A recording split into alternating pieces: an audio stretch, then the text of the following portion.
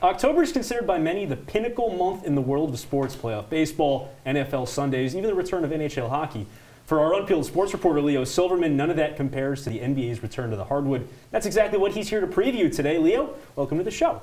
Thank you so much for having me. I'm so excited to talk hoops finally. Well, before we jump into the season preview, we got to talk COVID. Everyone's thinking about in terms of sports. What's the NBA's plan? Well, so originally, Sam, the NBA planned on mandating a vaccine mandate, but the Players Association decided to not go with that, so it didn't happen. So it's a lot similar to the NFL, except that it's a little more strict on unvaccinated players. Unvaccinated players can't even eat with their teammates that are vaccinated. They have to be socially distant in the locker room, and they can't go to any indoor large gatherings or clubs during the season. Okay, so with the COVID stuff out of the way, my Knicks were a big surprise last season.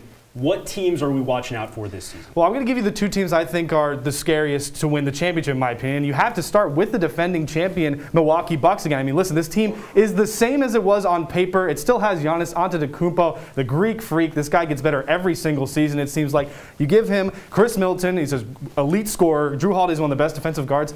This team could easily repeat, Sam, and they're very, very scary. But the team that I think threatens them is the Brooklyn Nets. Listen, when you have two of the top 6 players in the NBA on your team, you've got to be considered for the championship. James Harden, Kevin Durant are two of the best in the league.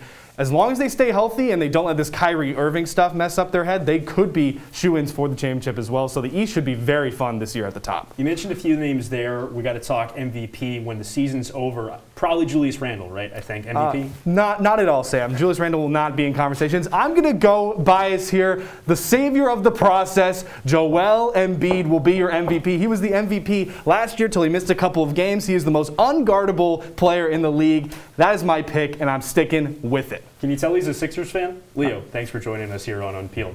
Coming up after the break, internet sensation Noodles the Pug determines what kind of day we're all having. Don't go anywhere.